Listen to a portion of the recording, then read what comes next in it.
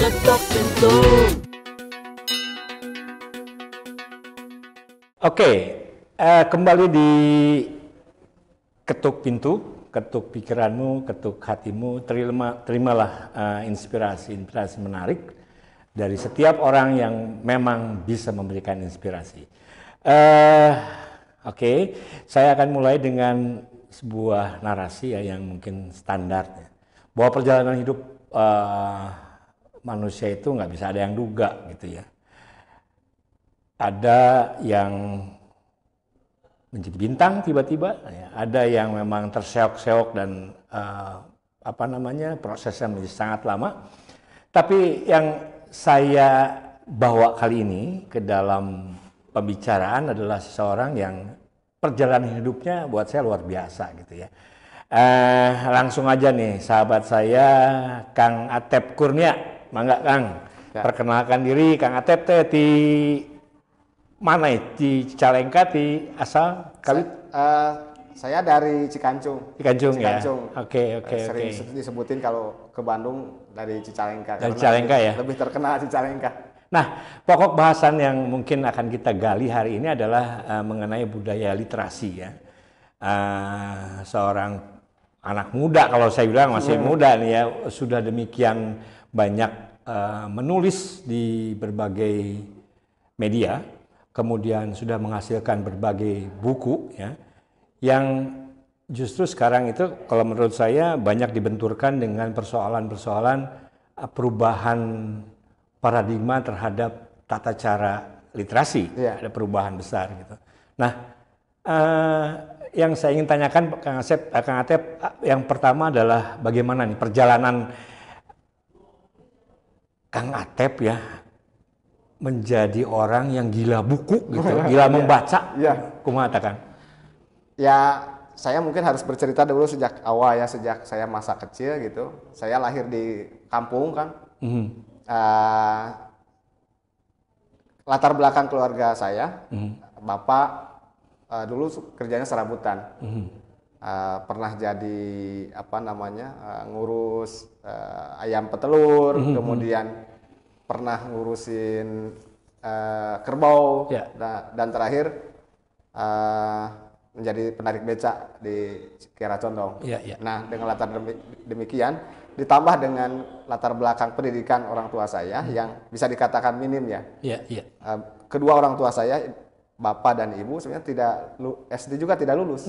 Nah, tetapi di sekeliling rumah saya, di lingkungan di rumah itu banyak anak-anak tetangga yang sudah bersekolah. Jadi saya mulai berkenalan buku dengan koleksi buku yang mereka punya. Kebetulan seperti anak-anak yang lain mungkin ya, saya tertarik pada buku tuh mulanya ke gambarnya kan. Jadi kan waktu itu usia berapa itu kan? Sebelum sekolah, jadi mungkin 5 tahun mungkin ya. Jadi, sudah mulai tertarik ya. Nah, dari situ buku-buku yang ada pada mereka kan buku-buku pelajaran ya. Buku kayak buku ini Ibu Budi.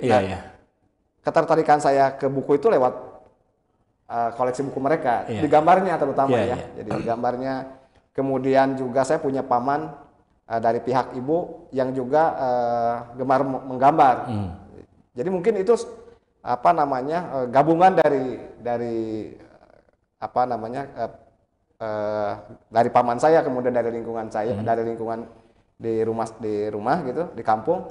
Jadi terus menyebabkan saya jadi tertarik, terutama kepada gambarnya saja dulu ya.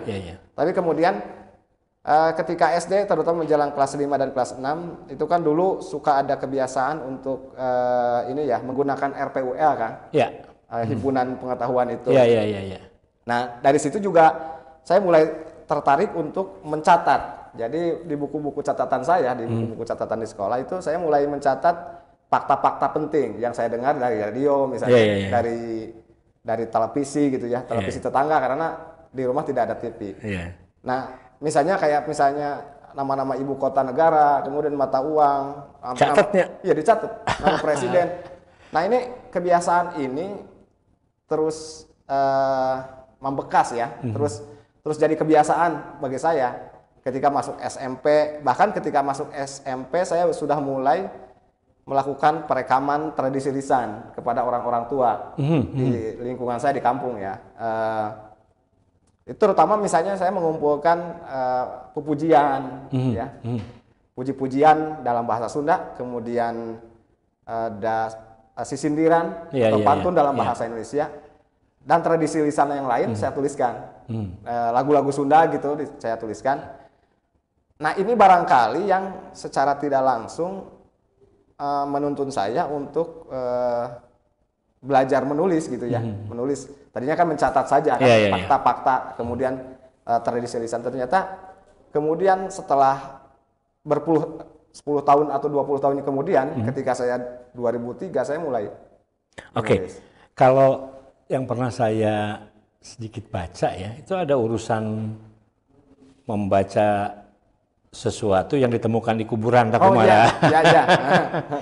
Nah, kan tadi sudah saya bilang ya. Jadi ketika ayah saya punya kerbau ya, jadi punya kerbau untuk mata pencarian ayah saya kan, saya jadi gembala kan. Jadi gembala biasanya kan gembala itu biasanya kalau ada setelah pekerjaan di sawah selesai, itu menjelang setelah zuhur biasanya. Saya yang gembalakan kerbaunya. Jadi kalau misalnya di tempat di sawahnya masih banyak yang belum digarap, ya di situ saya menggembalakan kerbau. Tapi kalau tidak ada opsi lain, biasanya suka dibawa ke pemakaman kampung yang lumayan gede. Ada 2 makam yang saling berhadapan, yang satu disebut Astana Leutik karena kecil ininya lokasinya, dan ada Astana Gede yang lokasinya gede gitu, daerahnya gede. Nah, yang biasanya yang suka di tempat gembala ya di Astana Gede itu, di Astana yang besar itu.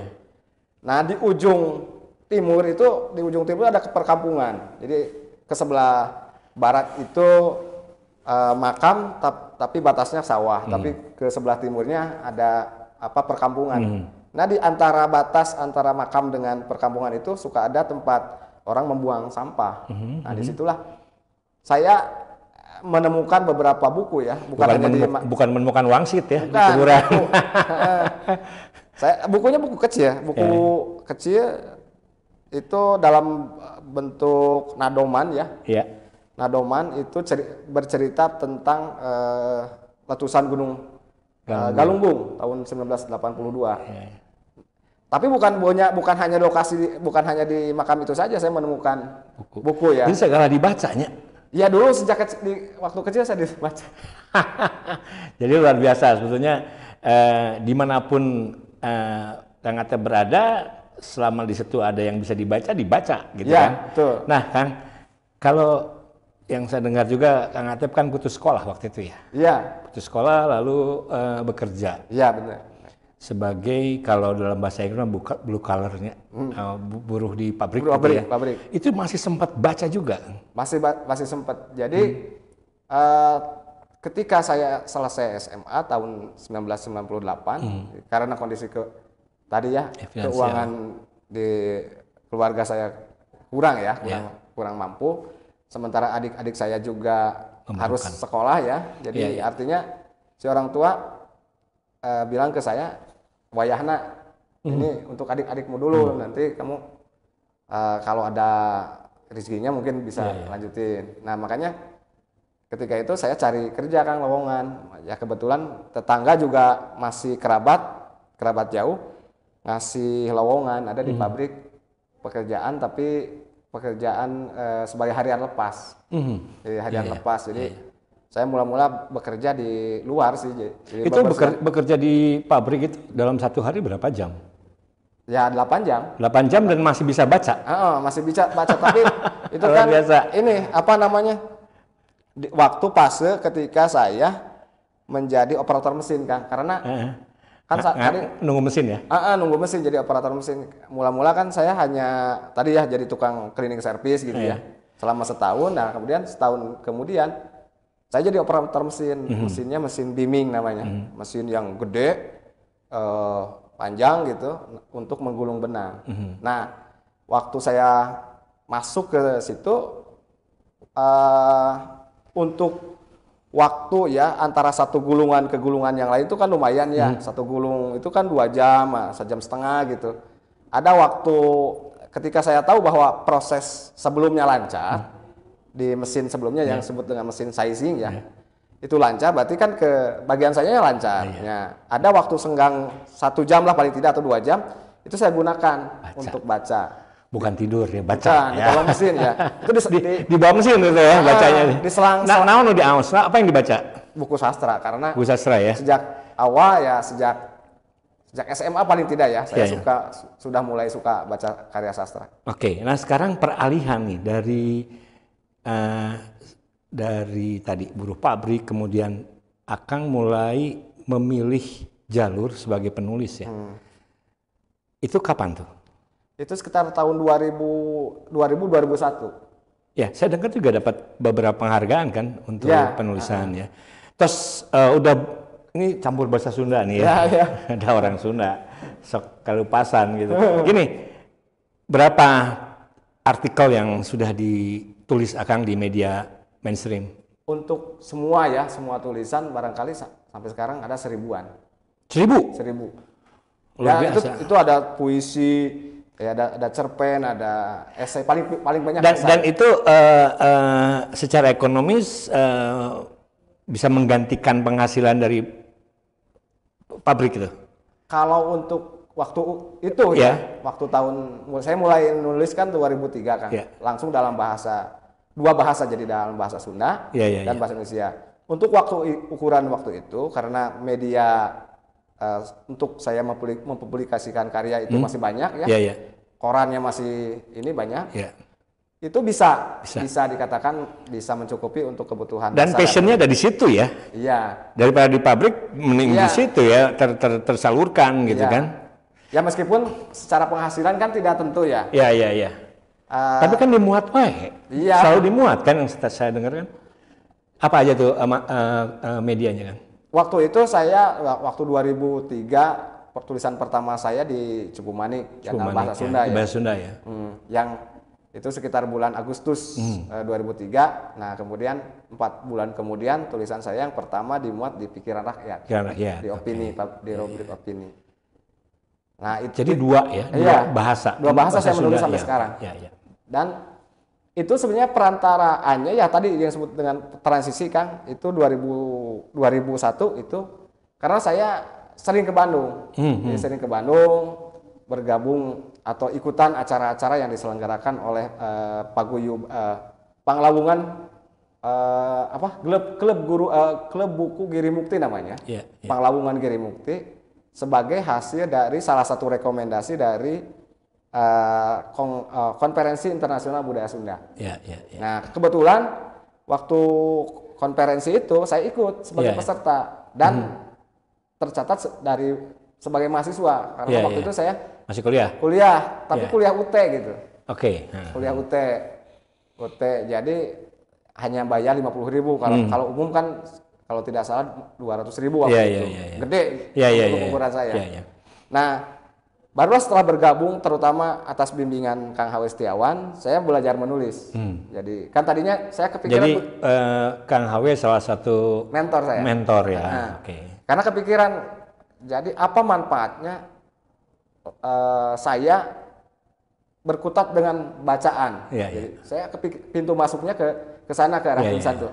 Jadi apa manfaatnya? Apa outcome atau output dan outcome-nya dari kegiatan saya membaca. Karena terus membaca kan orang tua juga di rumah kadang-kadang atau kerap kali juga bertanya nanaonan kemuliaan buku jang naon gitu sekolah teh kan. Istilahnya kayak gitu. Nah, kemudian setelah sering ke Bandung bergabung diskusi dengan Kang H.W., saya juga jadi punya jalan untuk belajar menulis. Nah gini, jadi tadi ya menyebutkan nama H.W. Setiawan sebagai mentor, kemudian link terbuka gitu ya.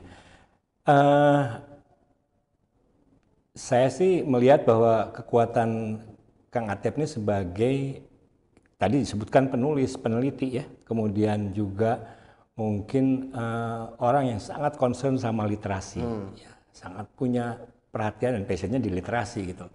Kang, pertanyaan saya ini agak nyeting atunya setahu lah namanya teoritis meren. Gini, saya baca ya 2016 itu UNESCO membuat kajian. Kemarin juga di Pikiran Rakyat muncul kajiannya bahwa ada satu studi yang yang disebut dengan the world most literacy country gitu ya. Ada 61 negara yang dijadikan sampel. Dan Indonesia nomor 2 Kang, panghandapna. Oh. Jadi kalau boleh ini ya kita sebutkan Indonesia ada di posisi ke-60, Botswana di 61, 59 itu Thailand. Jadi kita di bawah gitu ya. Lalu di situ juga disebutkan bahwa hasil dari kajian dari University of Columbia ya, disebutkan bahwa minat baca di Indonesia itu 0,001% dari penduduk. Jadi kalau dikatakan ada 1000 penduduk, cuma 1 yang mau baca. Nah, ini kan problem ya, yang seharusnya juga menjadi perhatian. Gitu. Karena kita sempat bicara tadi bahwa literasi itu ternyata juga menjadi salah satu pintu gitu ya, salah satu boleh katakan bahwa manusia beradab itu membaca. Gitu kan. Nah, mungkin panjang kajiannya nanti dengan lembaga klarifikasi segala macam gitu ya. Nah, dengan kondisi seperti sekarang nih, teknologi sudah di revolusi 4.0 malah dibilang 5.0 gitu ya. Ini kan makin membuat orang malas membaca sebetulnya, yang konvensional ya. Lalu dunia media pun sekarang kan sudah bergeser. Nah, menurut pandangan Akang kumaha itu? Gimana tuh sebenarnya?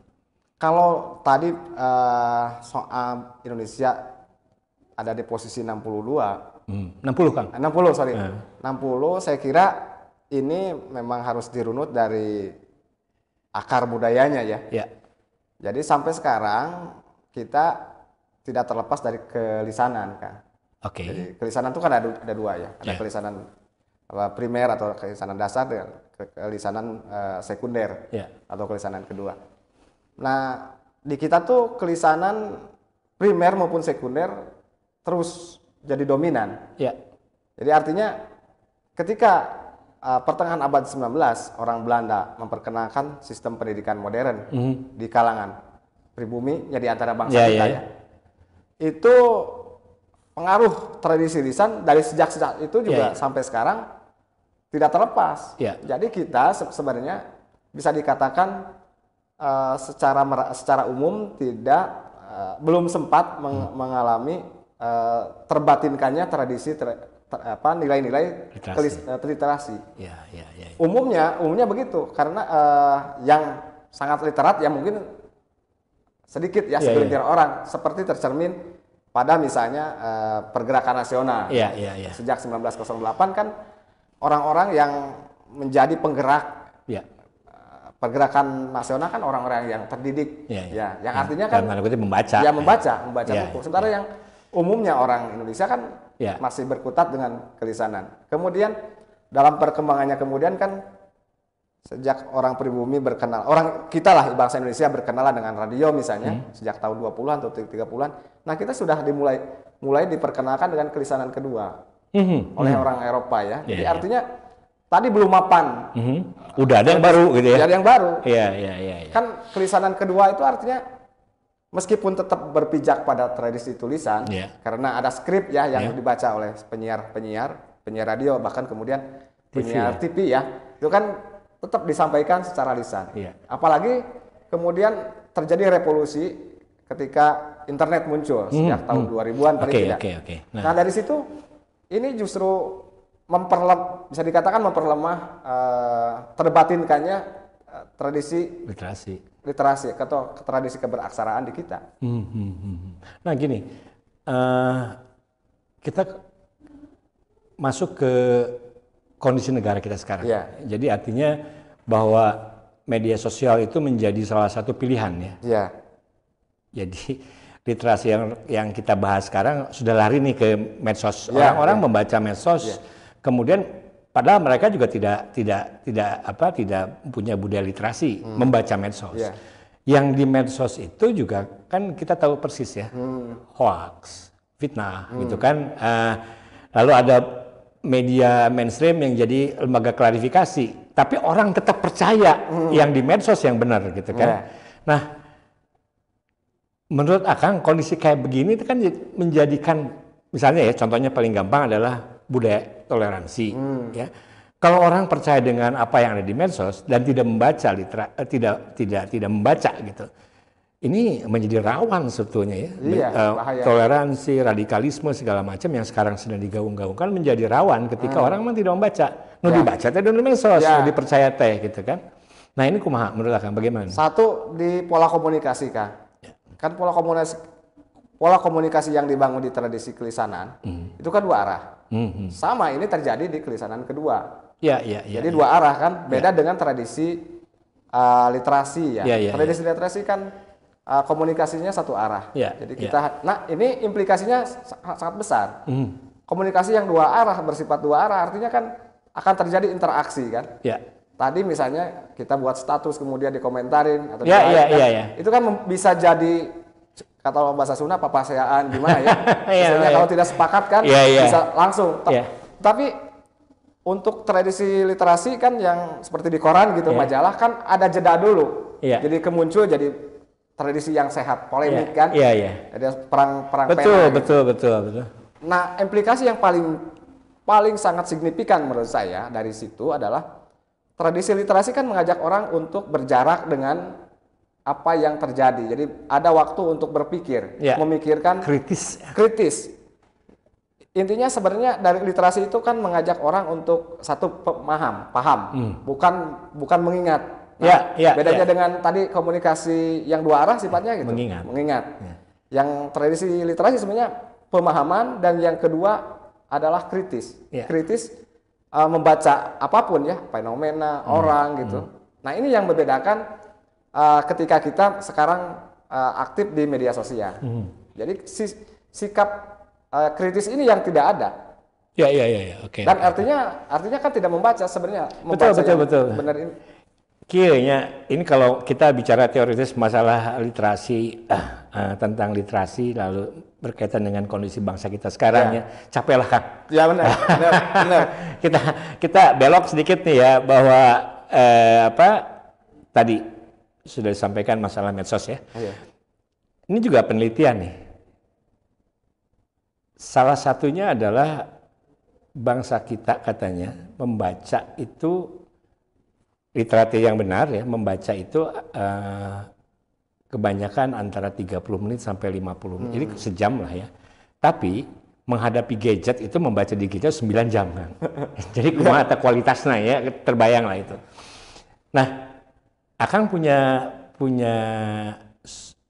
ide atau solusi tidak yang bisa disampaikan misalnya untuk ini harus ada yang dirubah nih sistem pendidikan, atau bagaimana mengajak dalam dunia seperti sekarang ya, yang demikian canggih ini untuk membangkitkan anak-anak muda kembali membaca. Nah ini saya akan mencontohkan di lingkungan saya dulu, di rumah ya, di rumah. Barangkali mungkin bisa jadi inspirasi yang lain. Saya kan punya kebiasaan, punya hobi mengumpulkan buku ya, membaca dan mengumpulkan buku. Jadi salah satu tips dari saya untuk menciptakan lingkungan yang dekat dengan buku kan. Jadi di rumah itu saya ada 3 kamar, ada 3 ruangan yang saya fungsikan untuk tempat menyimpan buku. Jadi saya berusaha mendekatkan buku kepada anak. Jadi saya simpan di mana, di lemari yang ada di. Tapi nggak bisa lepas juga anak dari gadget kan, Kang? Nggak. Zaman sekarang kan mulai lahir juga sudah diperkenalkan dengan gadget gitu ya. Nah itu ya satu. Ada satu lagi. Nah tips dari saya mencoba tips yang lain, yaitu dengan memberi stimulus, Kang. Memberi stimulus kepada anak-anak untuk mereka membaca.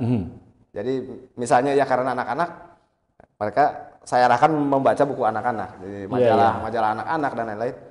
Nah, barang siapa yang bisa menyelesaikan satu buku atau satu majalah, saya akan beri hadiah gitu. Oke. Nah, Oke lah ya, kalau masalah literasi dibahas terus berat. Tapi yang pasti itu menjadi problem kita ya, bahwa betul. Memang budaya literasi ini mesti diangkat, digiatkan kembali. Diangkat itu artinya mulai dari tingkat pendidikan dasar, sudah dari TK mungkin ya, sudah harus dibiasakan untuk anak-anak membaca gitu kan. Yang sekarang sudah mulai tergeser dengan gadget.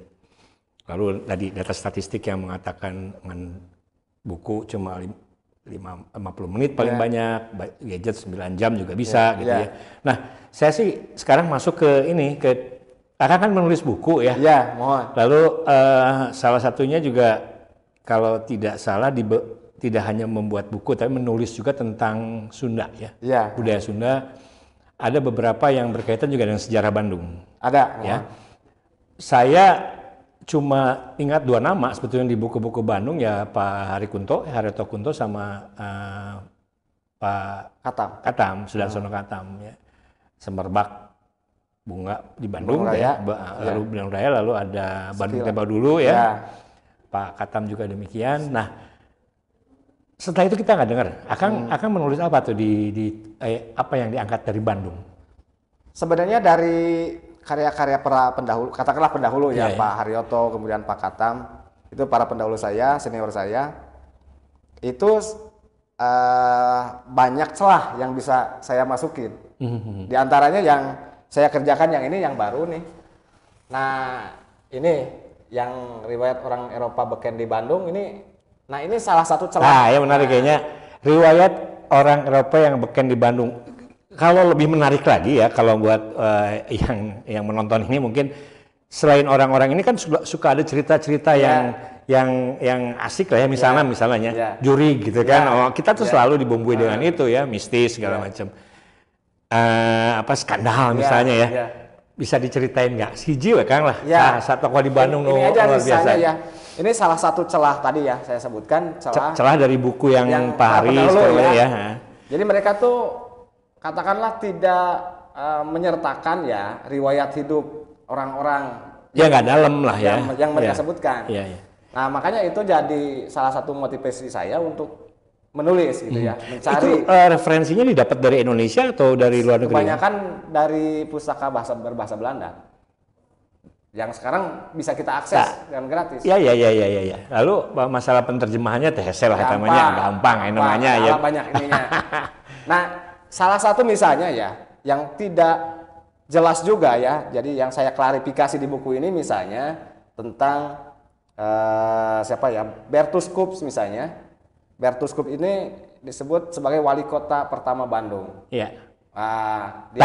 Menariknya di fotonya masalahnya wali kota ya, rada sensitif ya. 2000 tilu tuh ya penggantian wali kota. Yang pertama siapa Kang? Bertus Kups namanya. Bertus Kups. Yang ini nih, Bertus Kups. Oke. Gimana? Bertus Kups ini kan asalnya kan kalau kita kembali lagi ke sejarah pembentukan Kota Bandung. Ya, itu 1906. Iya. Tetapi sejak awal itu tidak langsung diperintah oleh wali kota, tapi masih oleh asisten residen. Dia menjabat, Bertus Kups-nya mulai menjabat 1913. Tapi baru jadi wali kota, jadi masih dia asisten residen, tapi kemudian jadi PJS. Ya, jadi PLT. wali kota tahun 1917. Jadi kita ada pemerintah Kota Bandung 1906, tapi baru ada wali kota 1917. Iya. Nah, data-data ini di buku yang sebelumnya tidak ada. Iya. Oke. Nah, saya masukkan. Jadi ini cerita tentang wali kota pertama Bandung gitu ya. Ada tidak cerita yang lain yang berkaitan dengan misalnya skandal, rada rame gitu kan? Rada rame ya? Saya bukan resensi buku ya, cuma ini kan perlu karena kita berkaitan dengan Bandung. Apa? Oh, ini mungkin ya. Misalnya Villa di Sola gitu kan ada juga ya. Ya, tapi yang Seng mungkin ya, yang Seng itu Yang Seng itu orang mana, Kang? Ini Frederick Seng. Tapi yang punya kisah nyelenehnya sih anaknya, bukan si Seng ini. Seng ini dia pejabat tapi kemudian jadi tuan perkebunan di Bandung. Iya. Yang agak nyeleneh ya. Iya. Yang lain sih yang bisa dikatakan punya peran lah untuk. Berapa lama akan menulis ini? Ini kan 20 tulisan di dalamnya. Saya nulis 20 minggu. 20 minggu, jadi 1 minggu 1 orang gitu ya? Iya, jadi sistem nulis saya itu cicil. Iya. Jadi karena sebelumnya ini tulisan di buku ini lihat, Kang. Dimuat di sini, Kang, di bandungbergerak.id. Oke. Ini yang tentang Bandung gitu ya. Sampai dengan tahun berapa yang akan?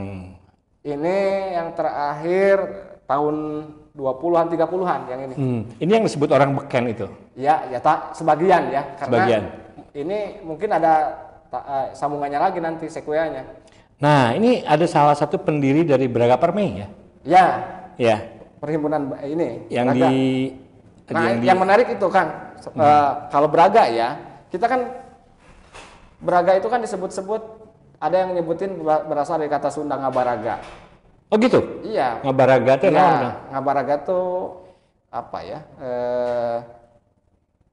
Itu bukan dari bahasa Portugal tuh, bahasa. Nah, yang penelusuran saya, karena disebut di situ ada Jalan Braga karena ada perhimpunan tunil dan musik Braga asalnya. Iya. Jadi bukan berasal dari bahasa Sunda ngabaraga, tapi katanya asli pertamanya Braga juga, Braga gitu. Sudah Braga gitu. Braga Pereneging kan. Jadi perhimpunan Braga, Pereneging Braga gitu ya.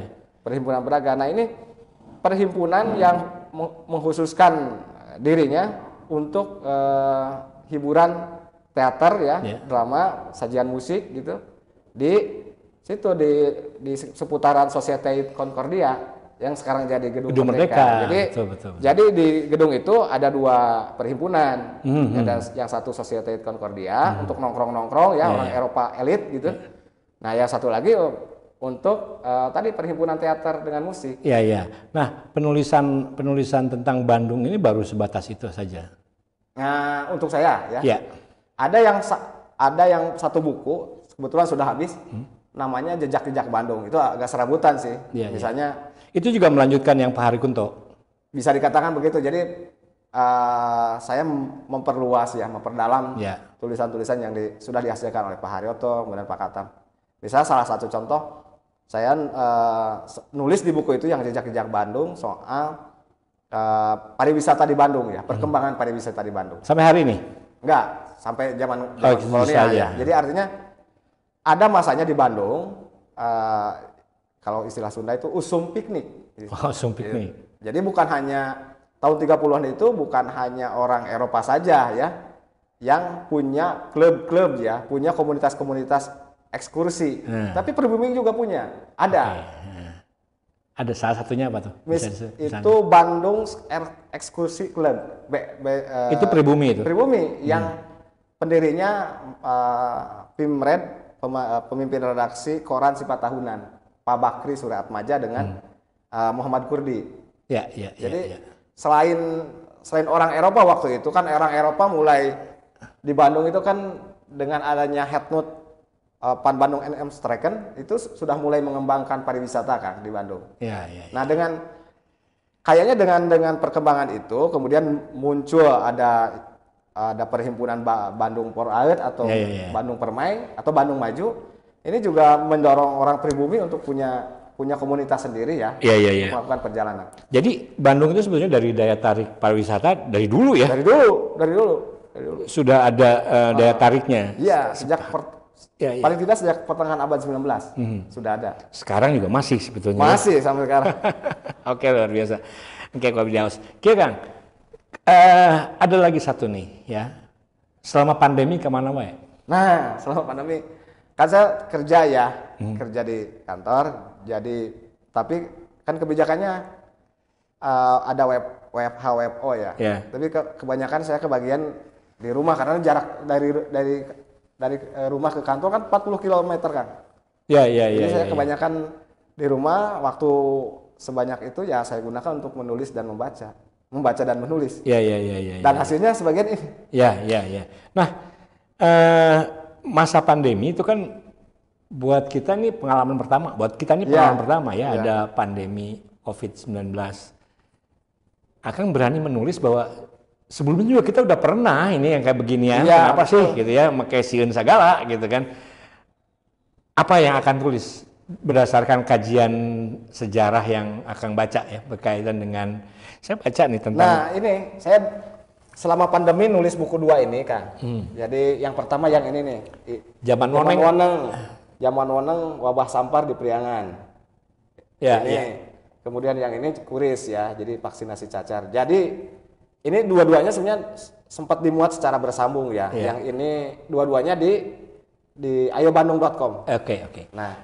Nah dari dua kejadian gitu atau dua fenomena wabah yang terjadi sebelumnya.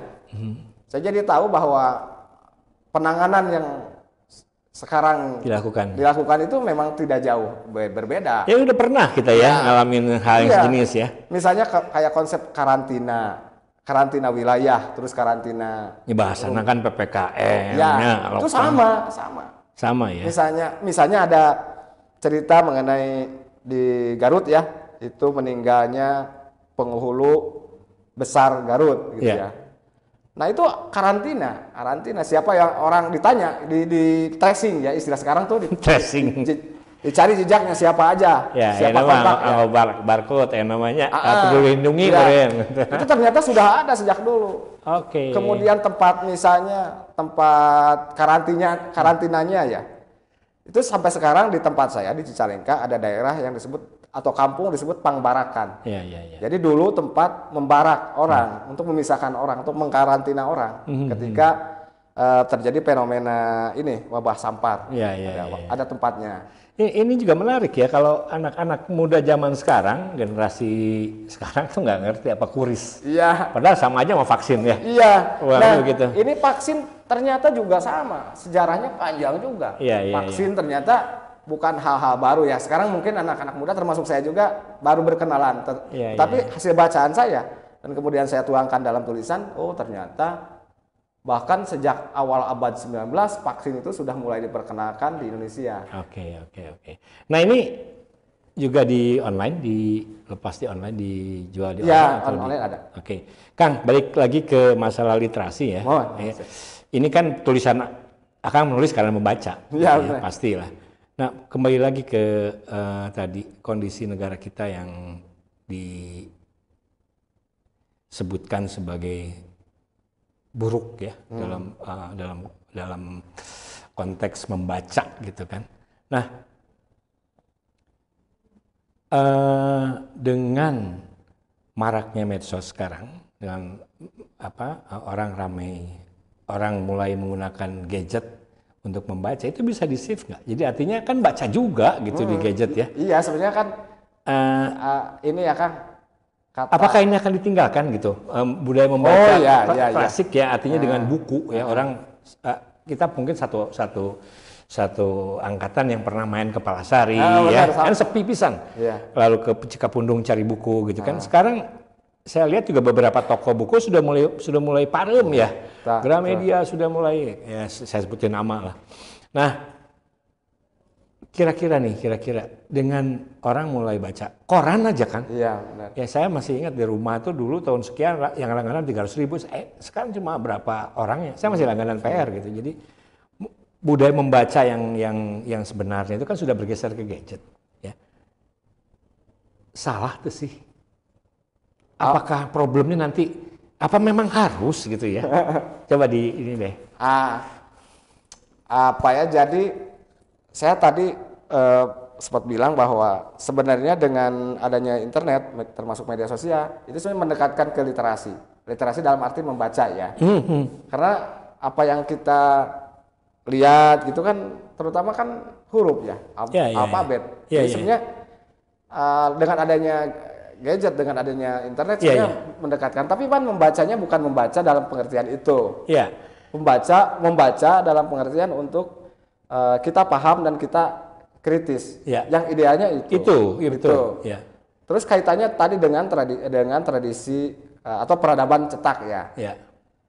Nah, bagaimana nih nasib tradisi cetak? Ini potong Pak. Ingat ya peradaban cetak gitu. Saya tuh masih ada di dunia yang itu. Ya di dunia yang ada kopinya. Harus dicetak gitu kan. Tadi kita sempat ngomong masalah yang punten dipotongnya Mas. Menarik nih yang Mas tamu ya.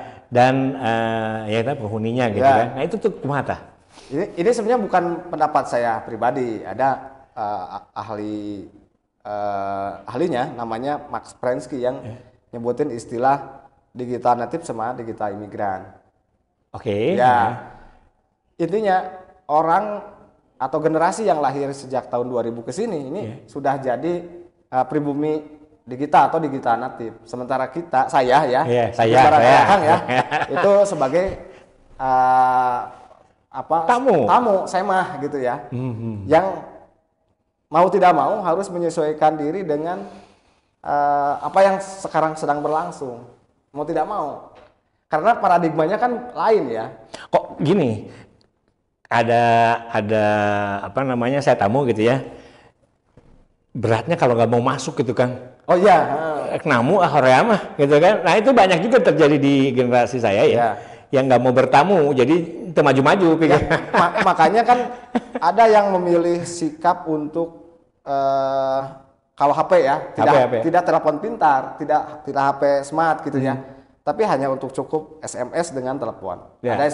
Bahkan saya semula memang begitu kan. WA-nya? Enggak ada. Jadi SMS. Saya dulu membatasi sampai mungkin tahun 2016. Saya masih padahal itu smartphone ya? Enggak. Belum. Saya memang waktu itu belum berhaluan pikiran, pikirannya berubah gitu ya. Itu saya membatasi penggunaan HP hanya untuk menelepon dan SMS. Oke. Itu prinsip ya. Tapi kemudian saya melihat perkembangan dan cepat perkembangannya ya. Ya, jadi bisa mengatasi ya. Jadi saya kan takutnya tadi ya tidak bisa fokus ke yang lain. Sehingga bisa waktu tersita untuk menggunakan gadget gitu ya. Makanya saya membatasi asalnya. Tapi kemudian saya memikirkan bagaimana untuk mengatasi soal-soal tersebut gitu. Nah, saya sebagai tamu digital ya. Mungkin yang lain ada yang sudah masuk gitu ya generasi tamu digital ini, tapi ada yang masih harus menyesuaikan diri sangat besar, misalnya penulisan kata-kata yang semua kata besar. Salah ngetik pakai kesalahan tik pakai tanda seru aja bisa jadi ribut kan? Iya, nah itu mah khas tradisi lisan kan? Lisan yang kedua makanya. Iya. Oke, jadi kita nggak bisa menghindar ya? Tidak bisa menghindar. Oke, Kang. Apa yang kita bicarakan itu sebenarnya dari awal ya, itu yang paling utama adalah inspirasi untuk generasi muda, bahwa dari segala keterbatasan pun sebetulnya kalau memang ada keinginan minat gitu untuk tadi membaca kan, perjalanan Akang ini bisa menginspirasi sebetulnya. Tadi luar biasa ya, menggembala kerbau, lalu membaca di bawah mesin tenun, sampai akhirnya menjadi orang yang bisa membuat, ini luar biasa ya, membuat buku-buku yang isinya juga berbobot gitu. Itu luar biasa lah buat saya, dan itu inspiratif sekali. Kemudian tadi kita bicara mengenai bagaimana mengangkat budaya literasi ya. Kang Atep juga menginspirasi itu. Walaupun sekarang mungkin agak sulit, karena bukan agak sulit ya, banyak sekali yang akan dibenturkan dengan kondisi sekarang ya. Tinggal tadi sudah ada tipsnya mensiasati gitu ya. Jadi mungkin kita mesti ada pembicaraan yang lebih lanjut nanti ini ya. Siap, Kang, siap. Untuk membahas banyak hal tentang bagaimana pentingnya literasi untuk kemajuan sebuah bangsa gitu. Kang Atep sudah menginspirasi kita dalam artian tadi perjalanan hidup, kemudian menjadi seorang penulis yang produktif. Hatur nuhun tos biasa ayah diketok pintu. Ya, sudah ada ketok pintu, walaupun mungkin ini baru mentahnya gitu ya. Saya akan ajak lagi Akang nanti untuk membahas Bandung gitu. Siap, karena siap. Akang dari kabupaten ya? Bukan dari Bandungnya kan? Bukan, saya Bandung Kabupaten Bandung. Bandung coret lah. Bandung Ningcat. Bandung Ningcat. Sebelum kita tuntaskan, saya mau tanya sebagai orang Bandung Incet ini, melihat kota Bandung sekarang kumaha, Kang? Wah, dari sisi ini sih jadi tempat, kalau dalam bahasa Sunda pangjungjugan ya. Pangjungjugan. Jadi tempat semacam melting pot gitu ya. Tempat orang dari mana-mana itu ada magnetnya ya. Gitu. Jadi semacam seolah-olah Bandung itu jadi magnet, kota Bandung ya. Itu jadi magnet yang menarik orang dari luar daerah Bandung, kota Bandung itu untuk datang ke situ. Macet pun biasa. Biasa. Nah itu salah satu implikasinya. Iya. Oke Kang, jadi Bandung sebagai magnet ya. Nanti gimana ngurus magnetnya kita akan bicarakan sama para pemangku jabatan mungkin ya. Kang, hatur nuhun pisan tos tiasa aya di dieu. Terima kasih sekali sudah bisa muncul di bicara diskusi di Ketok Pintu. Kita mungkin akan ada sesi yang lebih lanjut. Ini menarik sekali membahas tentang Kota Bandung, kota kita ya. Oke, pembicaraan dengan Kang Atep saya tuntaskan sampai di sini. Masih banyak yang bisa digali, tapi yang pasti pembicaraan yang tadi adalah inspiratif buat kita dengarkan, kita tanamkan, dan kita jalankan. Oke. Ketok Pintu.